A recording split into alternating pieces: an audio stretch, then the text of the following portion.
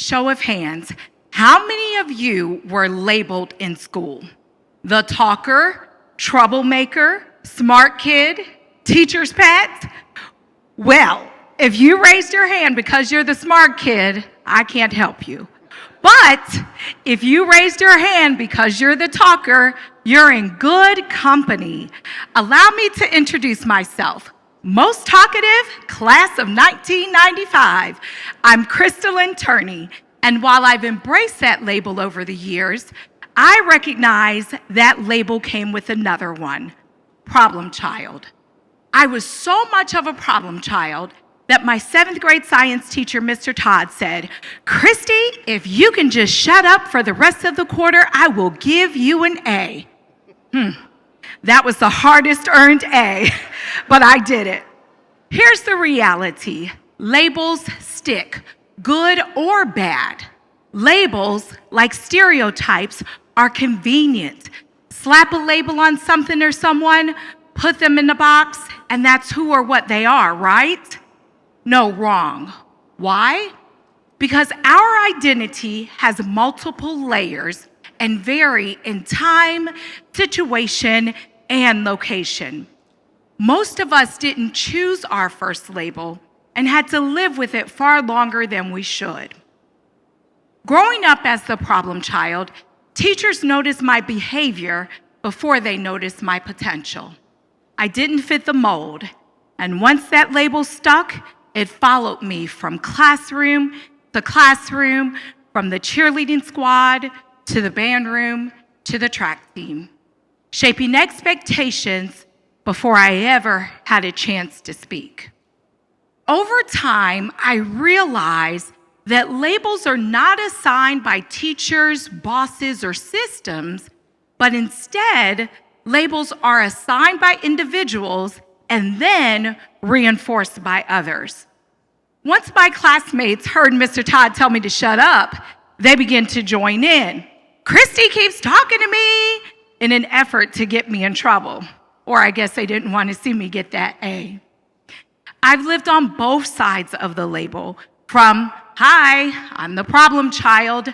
Let me guess, my seat is in the front of the room," as if I'm not going to talk to those students either, to, "Hello, I'm Dr. Kristilynn Turney, the first Black principal of 2 suburban schools, the difference maker, the system changer, the one who took the graduation rate from 86.4% to 93.4% in 2 years, the highest graduation rate in 6 years."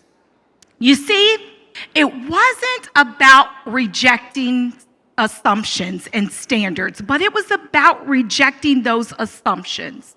Sure, I could have just sat there and maintained, but I also could have never tried because I assumed they wouldn't have chosen me, a Black principal, to begin with.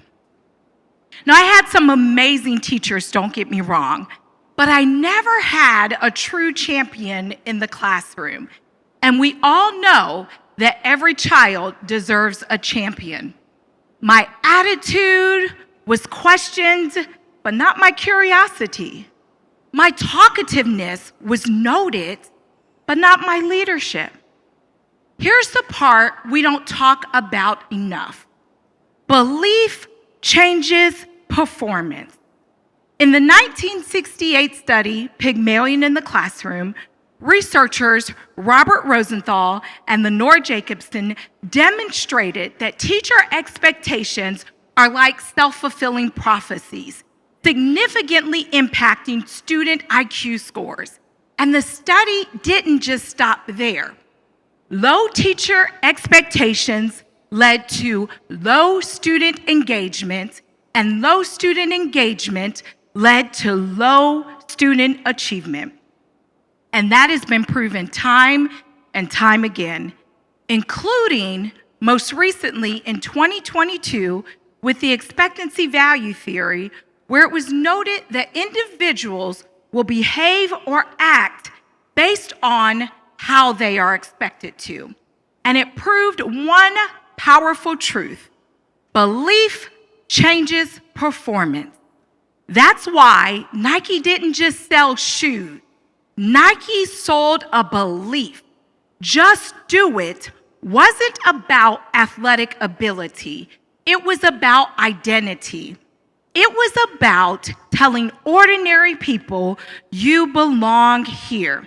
And it proved to us that belief and expectations change outcomes. As a principal, before I ever led a meeting, before I ever said a word, before I ever made a decision, those expectations were already waiting for me. Female principal, she's probably too emotional. Black principal, she's probably too bold. Sound familiar? Now, I'm no Oprah Winfrey, but let's use her as an example. Early in her career, she was written off and labeled for being too expressive, too much, too loud, and too bold for daytime television. She didn't embrace those labels, but instead, she rejected them. And by choosing authenticity as her identity, she not only changed the game and succeeded, but she is the world-renowned Oprah Winfrey we know her as today. Like Oprah, I didn't lead how they expected me to lead. I led as the former problem child, and something powerful happened. I connected with students who had already been written off, labeled disengaged, unreachable, and unmotivated. Because I didn't see problems. I saw potential waiting for permission. And permission matters. I remember one student named Ivan, tracked toward failure, constantly removed from class, and had been suspended 3 times in the first 2 months of his freshman year in high school. Instead of asking Ivan, "What's wrong with you?" I asked him, "How can I help you? What do you need?"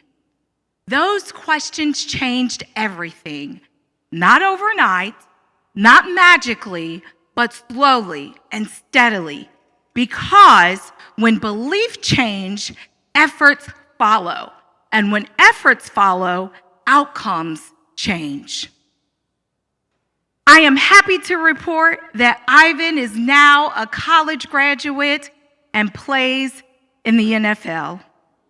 I am a teacher first, not because of titles or degrees, but because teaching, real teaching, begins with how we see and label people. So here's my question for you today.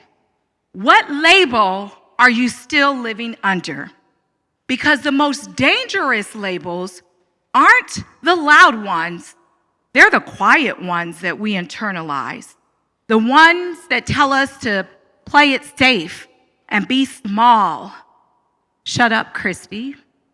Those are the labels that we need and hear the most and internalize.